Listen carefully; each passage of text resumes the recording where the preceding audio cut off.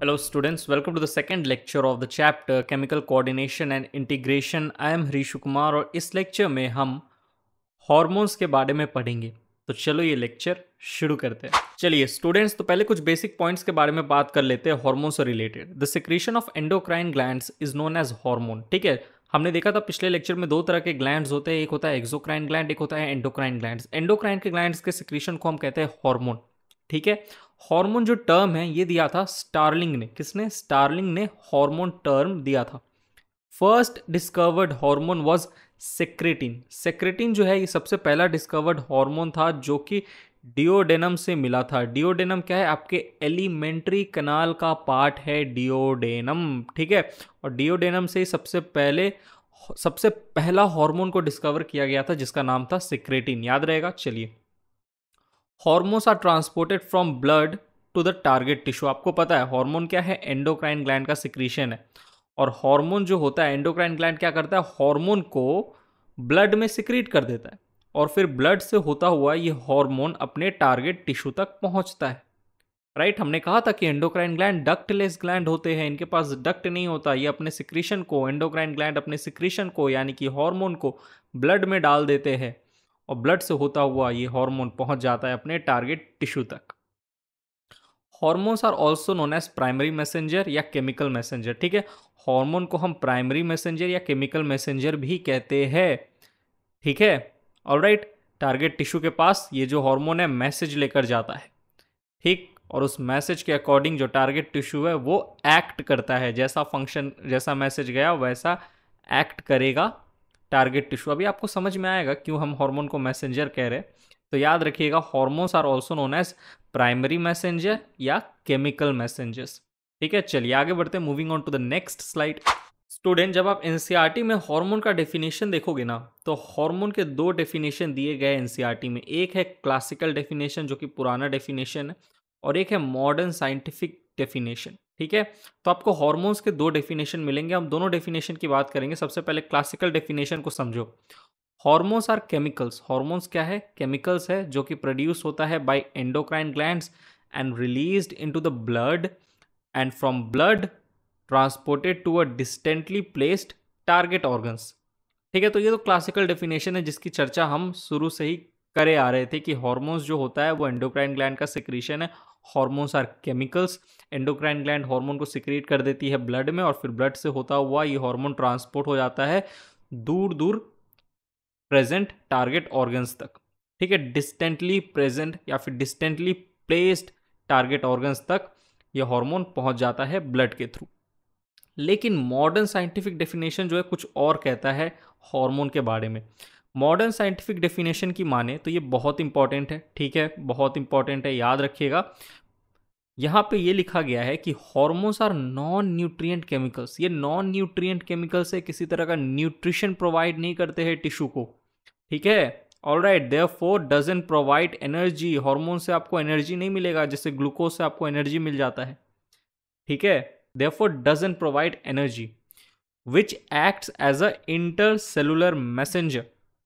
ठीक है, ये इंटरसेलुलर मैसेंजर्स की तरह काम करता है and a produced in trace amount. बहुत कम अमाउंट में प्रोडक्शन किया जाता है हार्मोन का, क्योंकि ये बहुत ही ज़्यादा रिएक्टिव होते हैं। Because hormones are very reactive substances.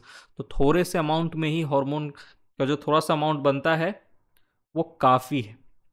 ठीक है, ज़्यादा हार्मोन बनाने की ज़रूरत नहीं पड़ती। ग्लैंड जो है ज़्यादा हार्मोन नहीं बनाते, क्योंकि थोड़ा सा अमाउंट भी, ट्रेस अमाउंट भी बहुत ज़्यादा रिएक्टिव होता है। ठीक है, ऑलराइट, समझ में आ रहा है। तो थोड़े हार्मोन से जब काम हो जाता है तो ज़्यादा बनाकर क्या फ़ायदा। राइट, और अभी मैं आगे आपको समझाऊंगा कि हार्मोन्स जो होते हैं वो स्टोर नहीं किए जाते। एक ग्लैंड जब भी हार्मोन बनाएगा तो तभी बनाएगा जब उसकी ज़रूरत है। ऐसा नहीं कि एंडोक्राइन ग्लैंड हार्मोन बनाकर अपने पास स्टोर करके रखा है। नहीं, जब रिक्वायरमेंट होती है तब एंडोक्राइन ग्लैंड हार्मोन को सिंथेसाइज करता है और फिर उसे ब्लड में छोड़ देता है और ब्लड के द्वारा वो हार्मोन टारगेट टिश्यू तक पहुंच जाता है। ठीक है, ऑलराइट। और फिर जो बचा कुचा हार्मोन है वो वापस से रीयूज नहीं होता। ठीक है, इसीलिए हार्मोन को कम अमाउंट में बनाया जाता है। ठीक, जो थोड़ा बहुत हार्मोन बच भी जाता है उसको वापस से स्टोर नहीं किया जाता एंडोक्राइन ग्लैंड में, उसको बॉडी से रिमूव कर दिया जाता है। ठीक, तो इसीलिए हार्मोन को ट्रेस अमाउंट में ही बनाओ, ज़्यादा बना के बर्बादी करके क्या फ़ायदा। तो hormones are produced in trace amount. अच्छा, हार्मोन इंटरसेलुलर मैसेंजर की तरह काम करते हैं। सर ये पॉइंट को थोड़ा समझाइए। तो सुनो देखो, मान लो यहाँ पर मैंने एंडोक्राइन ग्लैंड का एक सेल बनाया है, ठीक है। अब एंडोक्राइन ग्लैंड का सेल है तो सिक्रीट करेगा हार्मोन, ठीक है, और हार्मोन को भेज देगा कहाँ, ब्लड में। अब यहां पर मैंने एक सेल बनाया है जो कि आपके टारगेट टिश्यू का सेल है। टारगेट टिश्यू का एक सेल बनाया मैंने, ठीक है। तो ये हार्मोन ब्लड से होता हुआ इस सेल तक पहुंचेगा। तो देखो, एक सेल से दूसरे सेल तक हार्मोन जा रहा है, ठीक है, क्या लेकर, मैसेज लेकर। ऑलराइट, तो इसे हम कहते हैं इंटर सेलुलर मैसेंजर। ये अपने साथ एक मैसेज लेकर जाता है, ठीक है, और उसी के अकॉर्डिंग ये टारगेट सेल जो है, ऑलराइट, वो एक्ट करता है, फंक्शन परफॉर्म करता है। ठीक, समझ में आ रहा है। तो देखो, एक सेल से दूसरे सेल तक मैसेज को लेकर जा रहा है हार्मोन, तो दो सेल के बीच में ये हार्मोन जो है मैसेज लेकर जा रहा है, तो इंटर सेलुलर मैसेंजर की तरह काम कर रहा है। अभी आगे आप समझोगे कि ये हार्मोन किस तरीके से नए नए फंक्शंस को इंड्यूस कराता है, तरह तरह के फंक्शन इंड्यूस कराता है टारगेट टिश्यू में, टारगेट टिश्यू के सेल में। भी आगे आपको समझ में आएगा, ठीक है। तो धीरे धीरे टॉपिक को समझो, डेप्थ में चलो। ऑलराइट, तो आई होप आपको ये डेफिनेशन समझ में आ गई। बहुत इंपॉर्टेंट डेफिनेशन है। Hormones are non nutrient chemicals which act as intercellular messenger and are produced in trace amount. अच्छा, इंटरसेलुलर समझ में आया। इंट्रासेलुलर भी एक टर्म होता है, पता है, इंट्रासेलुलर। इंट्रासेलुलर हम तब बोलते हैं जब एक ही सेल में, मान लो यहां पर एक केमिकल बना, ठीक है, ये लोकेशन ए पे बना और इसी सेल के लोकेशन बी में इस केमिकल को ट्रांसपोर्ट कर दिया गया, ठीक है। तो यहां पे हम कहते हैं इंट्रासेलुलर ट्रांसपोर्ट हुआ है, ठीक है। इंट्रासेलुलर, एक ही सेल के अंदर ट्रांसपोर्ट हो जाना, एक जगह से दूसरी जगह। लेकिन यहां पर देखो, ये जो हार्मोन है ये इंटरसेलुलर मैसेंजर है। इंटर मतलब दो अलग अलग सेल इन्वॉल्व है, ठीक है। चलिए आगे बढ़ते हैं, moving on to the next slide. अब स्टूडेंट देखिए, कुछ और भी इंपॉर्टेंट पॉइंट्स है हार्मोन्स के बारे में जो हम डिस्कस करने जा रहे हैं, ठीक है। आसान आसान पॉइंट्स है, ज़्यादा टफ नहीं है, सुनिएगा। Hormones can not be stored in body. Hormones को आप बॉडी में स्टोर करके नहीं रख सकते। जब भी हार्मोन्स की रिक्वायरमेंट होगी तो जो एंडोक्राइन ग्लैंड है वो उस हार्मोन को बनाएगा, ठीक है। अगर एक पर्टिकुलर हार्मोन की रिक्वायरमेंट है बॉडी में तो उस पर्टिकुलर हार्मोन को एक पर्टिकुलर एंडोक्राइन ग्लैंड सिंथेसिस करेगा और उसको फिर, उस हार्मोन को फिर भेज देगा ब्लड के अंदर, ठीक है। ब्लड में सिक्रीट कर दिया जाएगा उस हार्मोन को उस एंडोक्राइन ग्लैंड के द्वारा, और वो हार्मोन ब्लड से होता हुआ टारगेट टिश्यू तक पहुंच जाएगा।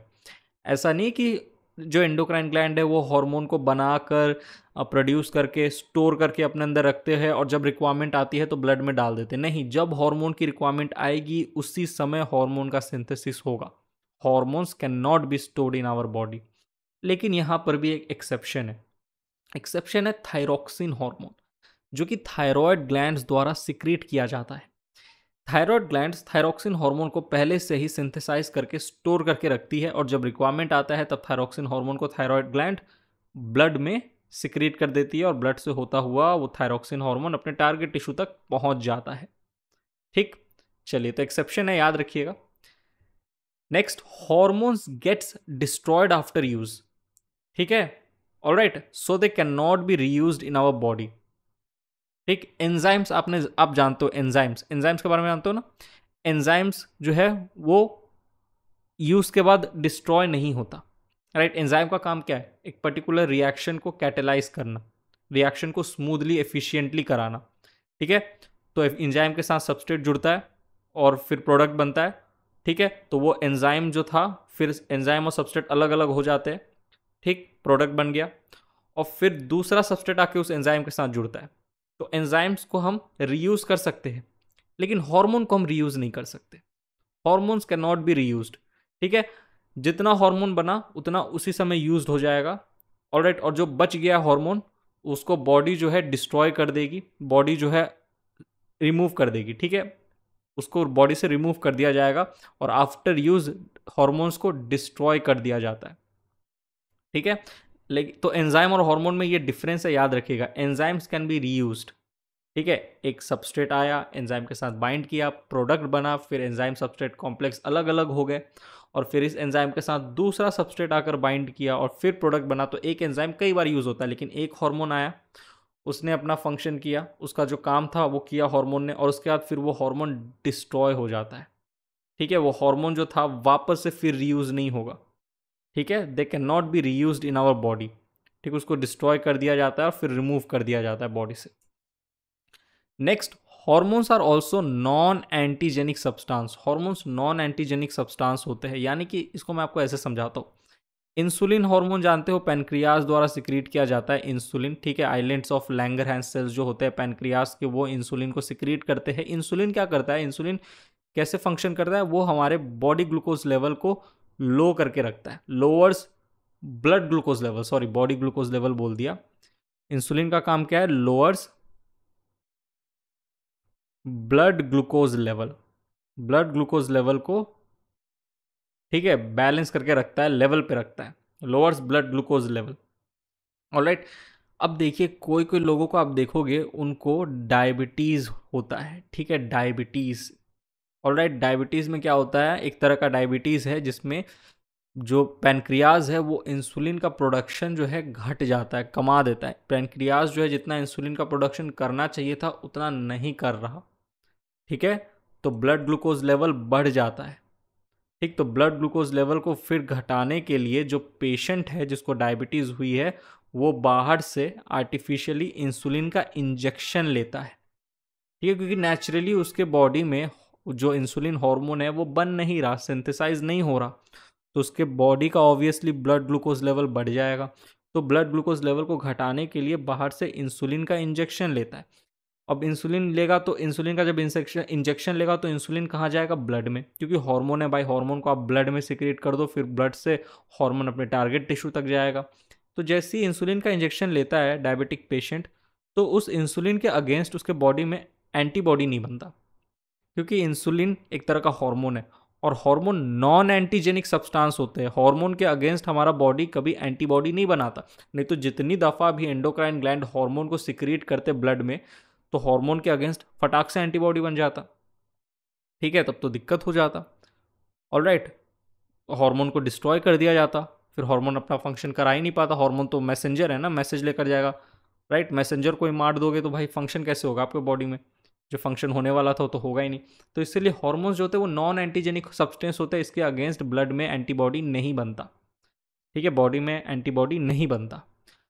चलिए, आई होप ये पॉइंट आपको समझ में आ गया होगा। दूसरा पॉइंट क्या है, नॉन स्पीशीज स्पेसिफिक सब्सटेंस होते हैं हार्मोन, स्पीसीज स्पेसिफिक नहीं होते। इंसुलिन मेरे शरीर में जो काम कर रहा है, इंसुलिन का फंक्शन मेरे बॉडी में क्या है, लोअर ब्लड ग्लूकोज लेवल। अगर यही इंसुलिन हार्मोन एक चूहे के बॉडी में होगा तो उसमें भी, उस चूहे में भी इंसुलिन वही काम करेगा जो वो मेरे बॉडी में कर रहा था। चूहे में भी इंसुलिन ब्लड ग्लूकोज लेवल को घटाएगा।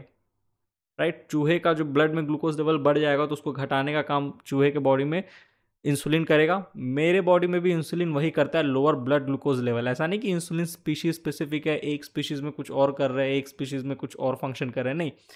ठीक है, तो hormones are non species specific substance. एक last point, hormones are small molecules, छोटे छोटे मॉलिक्यूल्स होते हैं, क्योंकि इनका जो मॉलिक्यूलर वेट होता है बहुत कम होता है। ठीक है, hormones are small molecules because they have low molecular weight. चलिए अब आगे बढ़ते हैं, moving on to the next slide. Student, जो हॉर्मोन्स होता है वो कई नेचर के होते हैं। जैसे कि देखिए, केमिकल नेचर ऑफ हॉर्मोन्स हम जानने वाले। हॉर्मोन्स कई नेचर के होते हैं, जैसे स्टेरॉयड हार्मोन। ठीक है, स्टेरॉयड नेचर के हार्मोन, ये ऐसे हार्मोन है जो कि डेरिवेटिव्स है कोलेस्ट्रॉल के। ठीक है, डेरिवेटिव्स ऑफ कोलेस्ट्रॉल। फिर आता है अमाइनो एसिड डेरिवेटिव हार्मोन, नाम से पता चल रहा है अमाइनो एसिड का बना हुआ हार्मोन। ठीक है, ऑलराइट, अमाइनो एसिड से डिराइव किया गया हार्मोन, और अच्छे से मैं बोलूँ तो।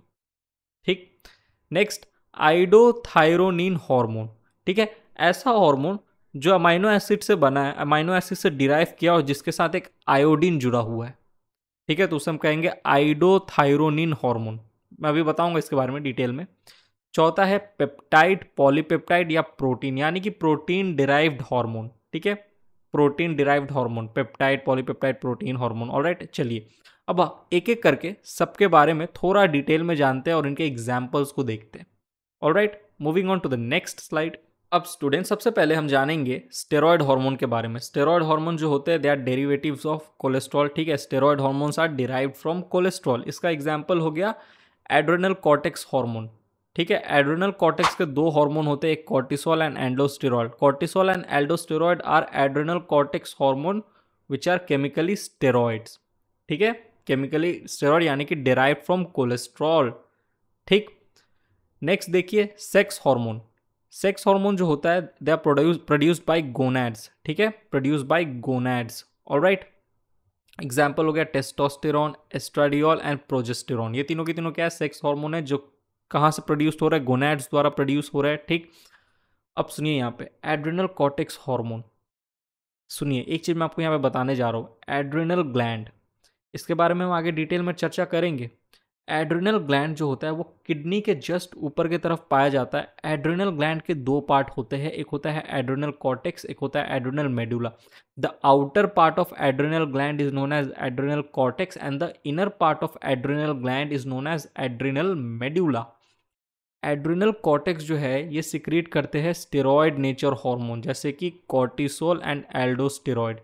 ठीक है, तो एड्रेनल कॉर्टेक्स के हार्मोन क्या क्या हो गए, कॉर्टिसोल एंड एल्डोस्टेरॉयड, और दोनों के दोनों कैसे हार्मोन है, स्टेरॉयड हार्मोन है, स्टेरॉयड नेचर हार्मोन है। ठीक, याद रहेगा, बोलिए याद रहेगा।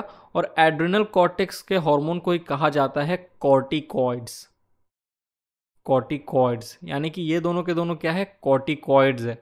एड्रेनल कॉर्टेक्स के हार्मोन्स है which are in nature steroid होते हैं। ठीक, एड्रेनल कॉर्टेक्स वापस से बोल रहा हूँ, एड्रेनल कॉर्टेक्स जो होते हैं ये सिक्रीट करते हैं स्टेरॉयड नेचर हार्मोन जिनको हम कॉर्टिकॉइड्स भी कहते हैं। और ये स्टेरॉयड नेचर हार्मोन क्या क्या है, कॉर्टिसोल है एंड एल्डोस्टेरॉयड है। क्लासिफिकेशन समझ पा रहे हो ना अच्छे से।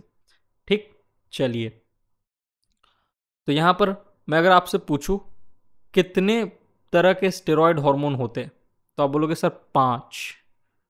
कैसे, कॉर्टिसोल एक, एल्डोस्टेरॉल दूसरा, टेस्टोस्टेरोन तीसरा, एस्ट्राडियोल चौथा एंड प्रोजेस्टेरोन पांचवा। मैं अगर कहूँ 5 तरह के स्टेरॉयड हार्मोन होते हैं which are derived from cholesterol तो बिल्कुल सही है। जिनमें से 2 कॉर्टिसोल एंड एल्डोस्टेरॉइड तो एड्रेनल कॉर्टेक्स का हार्मोन है और ये 3 सेक्स हार्मोन है। ठीक, याद रहेगा। चलिए आगे, अमाइनो एसिड डेरिवेटिव्स हार्मोन। ठीक है, अमाइनो एसिड डेरिवेटिव्स हार्मोन ऐसे हार्मोन जो कि अमाइनो एसिड से डिराइव किए गए हो, डिराइव्ड फ्रॉम अमाइनो एसिड।